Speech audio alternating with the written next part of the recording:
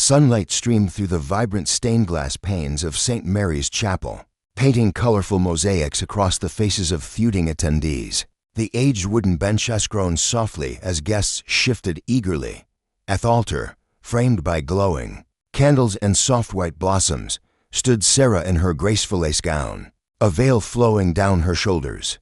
Her fingers quivered faintly as she clutched a bouquet of ivory roses.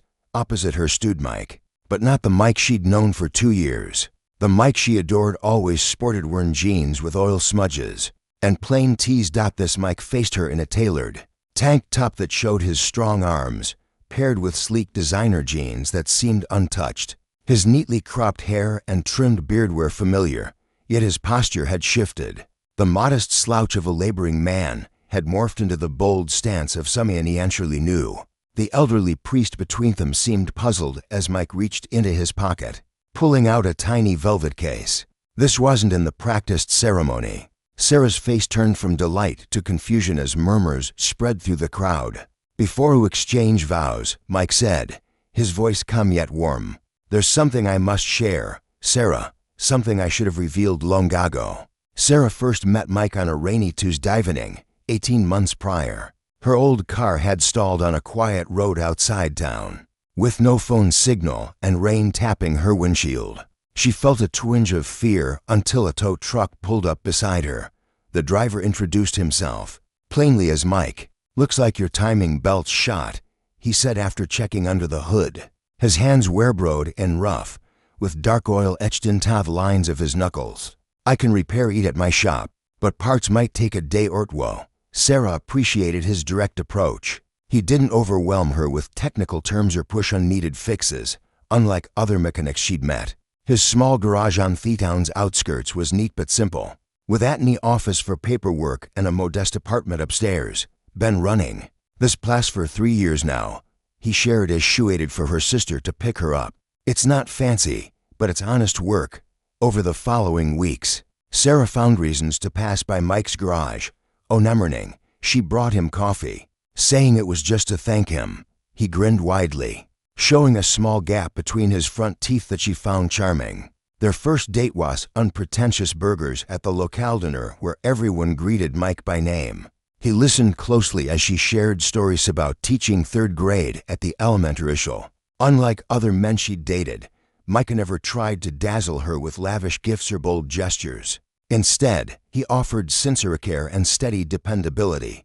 "I don't have much," he admitted on their 3rd date, "but what I have is yours." Sarah's friends doubted her choice.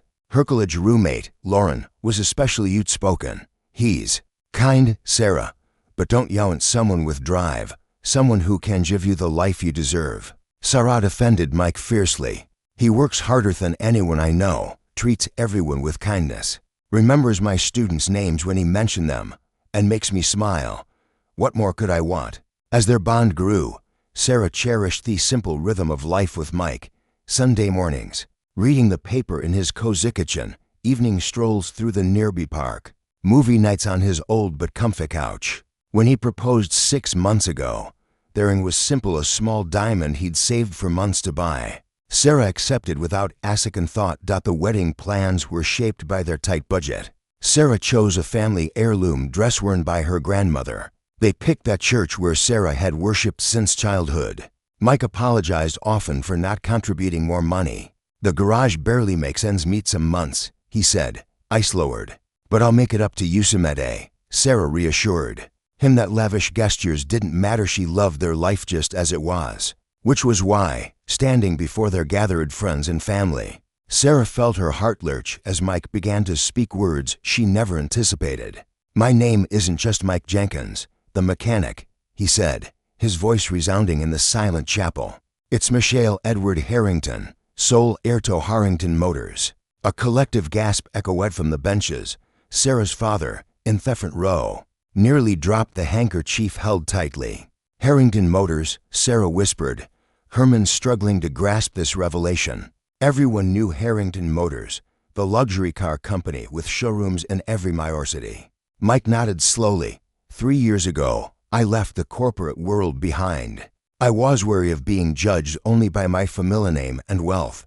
I wanted to learn Thebasinus from the ground up, to work with my hands and connect with real people. He reached for Sarah's shaking hands. The garage is real. My work there is honest.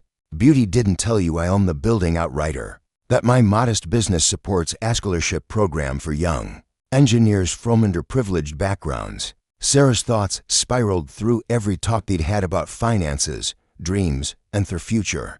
Had their entire relationship been built on a deception? Why didn't you tell him? She asked.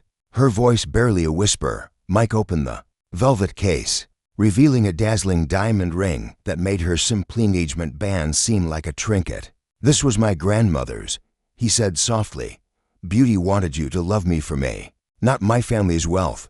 He gazed at her with open, vulnerable eyes. Every relationship I had before you changed it, people knew who I was, suddenly.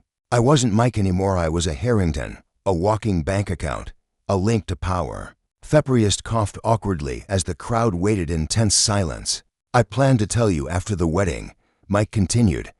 I bought us a house note extravagant, but it has the garden you've always dreamed of and space for the family we've talked about starting. I hoped you'd understand why I kept this secret. Sarah studied the man before her, the same warm eyes that sparkled when he laughed, the same gentle hands that fixed her car and later held her through her father's illness, the same voice that shared dreams in the stillness of night. She thought of the life they'd planned, simple but rich with love, and wondered how this truth would reshape it. All this time, she said slowly, finding her voice, I've been defending you to those who said I should want more. I told them you were the most authentic man I'd ever known. Mike's shoulders sagged. I am that man, Sarah. The only thing that wasn't real was me bank balance. Sarah glanced at the ornate ring in the box, then at the modest band on her finger. She reached up, touching Mike's face, feeling familiar lines beneath her fingers. Theme and I fell in love with values, truth, and hard work, she said. Is that still you beneath all this? It's all I've ever wanted to be, Mike replied, his voice breaking slightly. Everything else, the money, the company, the name, they're just circumstances. They're not who I am. Sarah took a deep breath, feeling every eye in the chapel upon them. This wasn't feuding day she'd pictured, but perhaps that was fitting. Life rarely followed the script we planned. Then I'm still marrying Thatman today, she said firmly. But no more secrets, Mike. Partnership means sharing everything, the good and the hard. Relief flooded Mike's face as he slid the heirloom ring onto her finger beside her simple band. The weight felt unfamiliar, but the hand holding hers was still the one she knew.